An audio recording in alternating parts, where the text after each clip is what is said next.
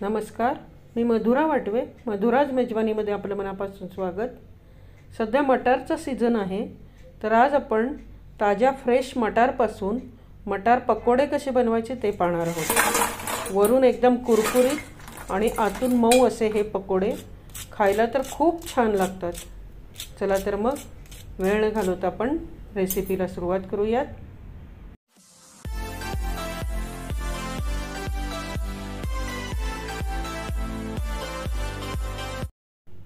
सगळ्यात आधी आपण एका मिक्सरच्या भांड्यामध्ये 5-6 हिरव्या मिरच्या, 10-12 लसूण पाकळ्या आणि एक आल्याचा तुकडा घालूयात. यामध्ये अर्धा चमचा आपण जिरे घालूयात. कच्चे जिरे आहेत. 1 कप फ्रेश हिरवे मटार आहेत आणि 1 बाउलभर ताजी हिरवी कोथिंबीर स्वच्छ धुवून निवडून घेतलेली आहे मी.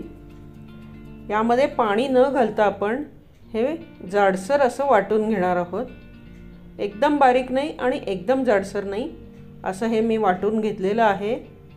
आता हे आपण एका बाउलमध्ये काढून घेऊयात.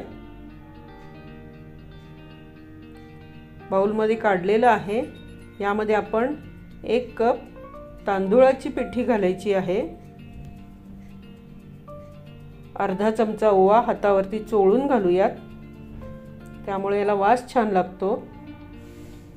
1 मोठा कांदा मी एकदम बारीक चिरून घेतलेला आहे, तो घातलेला आहे. पाऊण चमचा मीठ घालूयात साधारण.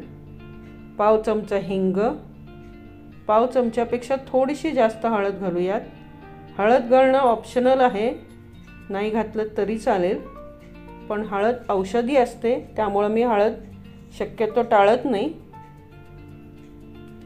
आता कढईमध्ये मी तेल तापायला ठेवलेलं आहे. 2 टेबलस्पून कडकडीत तेलाचं मोहन आपण यामध्ये घालूयात आणि चमच्याने हे व्यवस्थित मिक्स करून घेऊयात.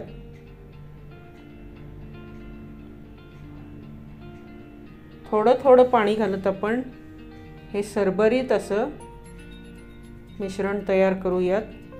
फार सैल नाही आणि फार घट्ट नाही, असं हे मिश्रण आपण करणार आहोत.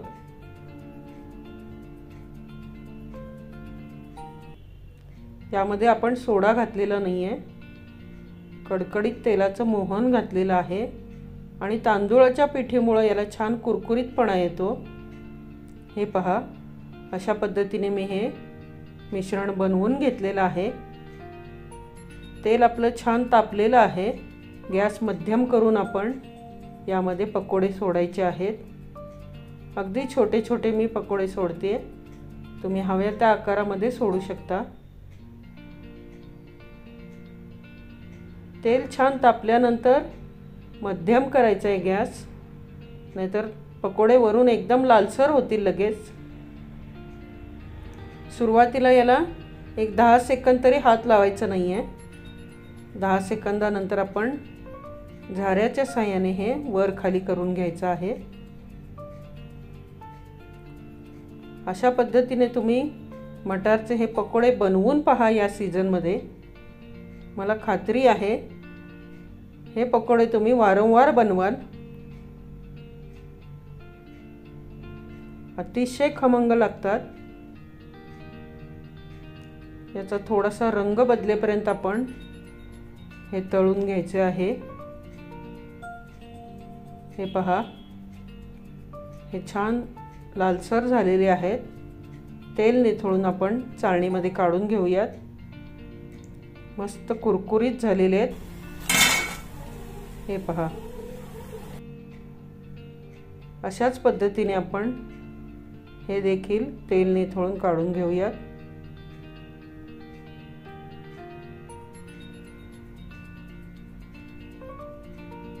हिरवी मिरची आणि लसूण याचा स्वाद याला खूप छान लागतो.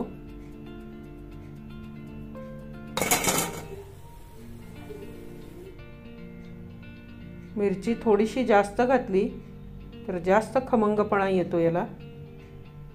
अशाच पद्धतीने मी सर्व पकोडे तळून घेते.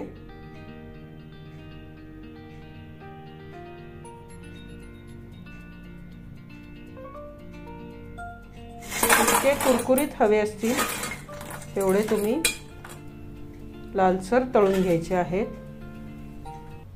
मस्त एकदम कुरकुरीत झालेले आहेत। हे पहा, याचा आवाज मी दाखवते। एकदम कुरकुरीत। हे तोडून दाखवते मी तुम्हाला। हे पहा, आतून एकदम मऊ झालेले आहेत आणि वरून कुरकुरीत आहेत। अतिशय खमंग झालेले आहेत। सर्व पकोडे तळून तयार आहेत। अजिबात तेलकट होत नाहीत। रेसिपी कशी वाटली ते मला कमेंटमध्ये जरूर सांगा। आवडल्यास लाईक करा। जास्तीत जास्त लोकांपर्यंत रेसिपी शेअर करा। अजूनही चॅनलला सबस्क्राईब केलेलं नसेल तर सबस्क्राईब करा आणि बेल आयकॉनवरती क्लिक करा, म्हणजे तुम्हाला पुढच्या रेसिपीच्या नोटिफिकेशन मिळत राहतील। भेटूया पुन्हा अशाच छानशा रेसिपीमध्ये। तोपर्यंत कोणताही पदार्थ घरीच बनवा, हेल्दी रहा, खुश रहा। धन्यवाद।